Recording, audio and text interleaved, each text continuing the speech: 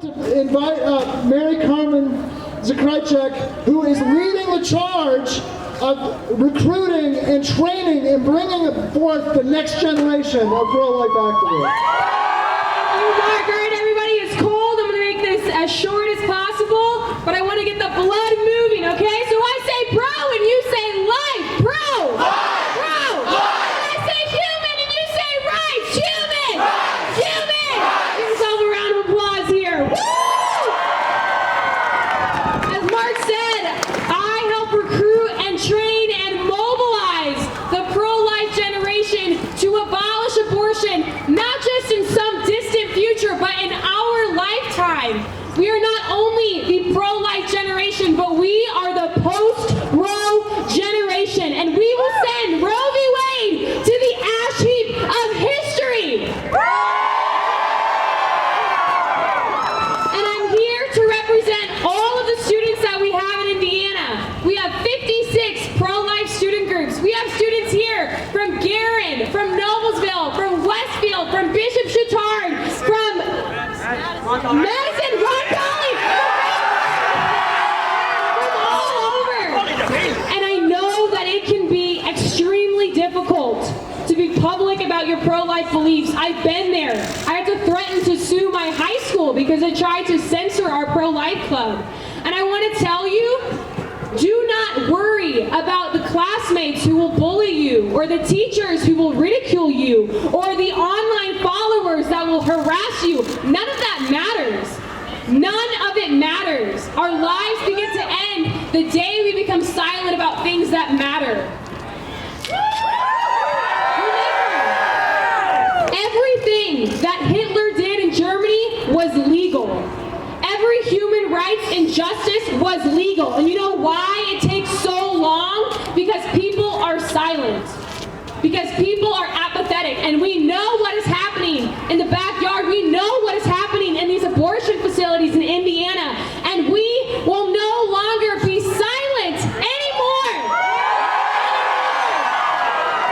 It takes courage, and it takes boldness, and it takes will. And so if you want to start a pro-life club at your school and you're thinking, man, my administration is too pro-choice, there is no way that they will allow that. Come talk to us at Students for Life.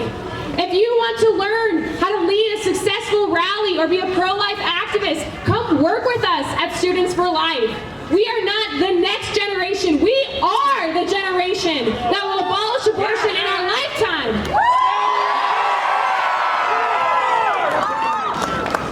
And I'm privileged to announce a student who's going to come up and share what he does in the state of Indiana, specifically in Indianapolis.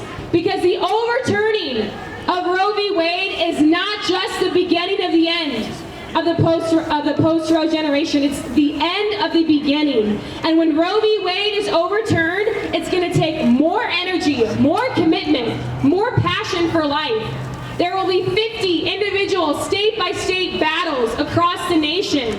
And we will not stop until abortion is unavailable and unthinkable, not just federally, but in every state, and in every county, and in every city, including Indianapolis. I introduce to you the community organizer for the Campaign for Abortion-Free Cities, Ben Ice. How are you doing today, Indianapolis? I want to start off today by asking you a question. I want to ask you to think. Why are you here today? Why are you here at the Indianapolis March for Life? I'm going to be honest with you. I'm not sure the particular reason that drove you, that compelled you to come out here today. But I'm telling you, I do know for sure that none of us are here today to tolerate abortion. None of us are here merely to fight abortion. We're not here just to decrease the abortion rate. We are here to end abortion in Indianapolis. Just a short time ago, I was not necessarily a pro-life activist, and I wouldn't necessarily have considered myself pro-life at all. But I was scrolling through social media, and I found a clip from the movie Unplanned. Have you guys seen Unplanned? I found a clip from that movie, and it was the chemical abortion scene. And my heart absolutely shattered when I found out what abortion is and what abortion does. I decided that I had to be involved. So I decided to start a pro-life group at my school. And I recruited a very good friend of mine, Gavin. Gavin is here today, and he helped me to start that pro-life group. It took a little bit of hesitancy, but together, we started an amazing pro-life group in Westfield, Indiana, at Westfield High School. From there, Students for Life Action recruited me to join their captain program, where I was able to be mentored. I was able to grow in fellowship with students and to learn about the legislative process. I was able to become involved and make a real tangible difference within my community. We have actually Students for Life and Students for Life Action have a table in the Pan American building across the street from St. John's, so definitely check that out. After I was in the fellowship for a little, after I was a state captain for a little bit, I was recruited to join a fellowship where Students for Life flew me to Washington, D.C. for some exclusive trainings, and then I was hired as an intern, and I am now the community organizer for the Campaign for Abortion-Free Cities in Indianapolis.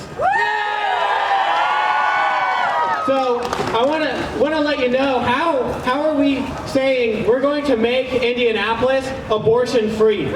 We have three main goals. The first one is to increase awareness about safe, friendly alternatives to abortion. We're telling people about their pregnancy resource centers. We have students, we have young adults that are going door to door every single month. We're knocking on doors in Indianapolis. Hi, did you know about your local pregnancy resource center?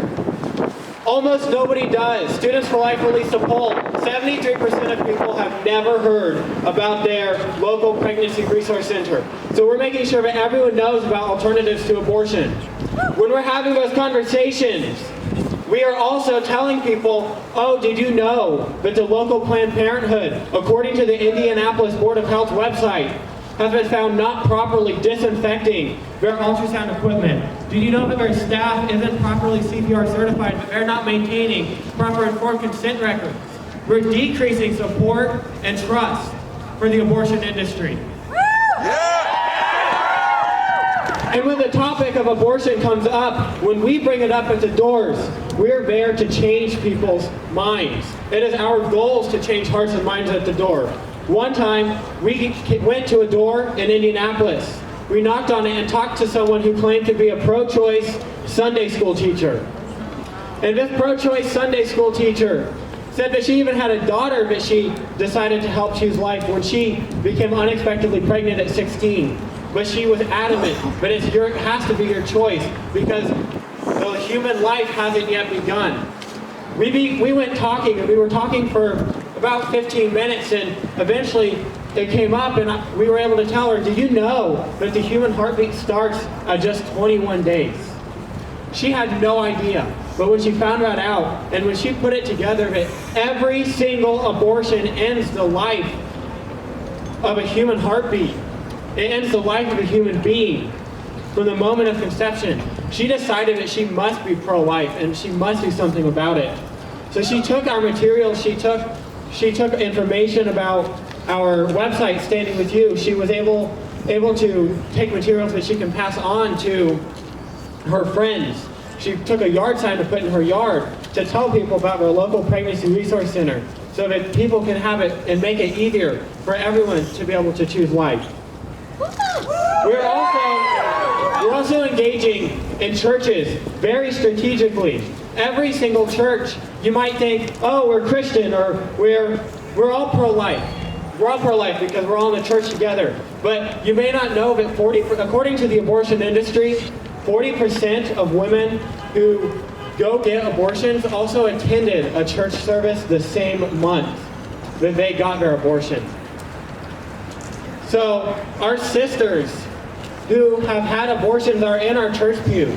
Our family members, our friends who have facilitated an abortion are in our church pews. It's our responsibility as churches to extend the support and love and healing that exists in the pro-life movement for people who have had abortions, for people who may be considering abortion, so that everyone can know that there are better alternatives. and that choosing life is indeed the best option. Students for Life of America, through the Campaign for Abortion-Free Cities, is empowering church groups, offering free church kits.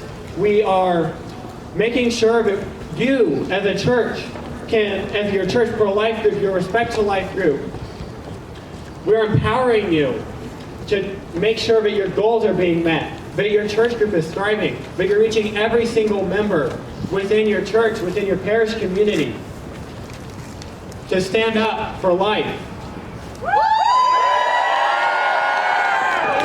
So I want to invite all of you to come to the Students for Life table in the Pan America building, to go to abortionfreecities.org to learn more about the Campaign for Abortion-Free Cities, to join us. We're sidewalk counseling at the Planned Parenthood. We're sidewalk counseling at the abortion facility on 16th Street. We're door knocking. Start a church group or be involved in your church group that exists. Come find us, come sign up, because coming to the March for Life and just checking off one pro-life group event of the year simply isn't enough. We must do more. We must stand up for life. We must send Roe v. Wade to the ash heap of history. We must reverse Roe v. Wade and come here to abolish abortion for all.